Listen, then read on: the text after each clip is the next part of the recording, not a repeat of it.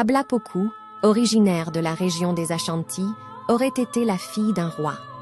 Face à des conflits et des luttes de pouvoir, elle aurait pris la décision de guider son peuple, les Akan, vers de nouvelles terres pour échapper aux guerres incessantes.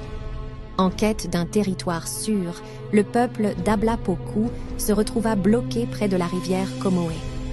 Les eaux puissantes de cette rivière constituaient un obstacle majeur pour leur avancée.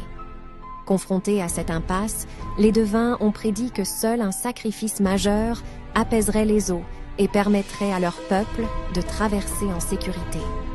Ablapoku, guidé par un profond amour pour son peuple et une volonté désespérée de le sauver, aurait fait le choix déchirant de sacrifier son propre fils en offrande aux eaux tumultueuses de la rivière Comoé.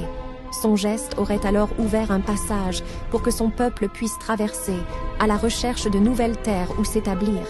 Après cet acte de sacrifice, les Akan l'auraient reconnue comme une figure royale et l'auraient élue reine, à la fois pour son courage et sa détermination à sauver son peuple.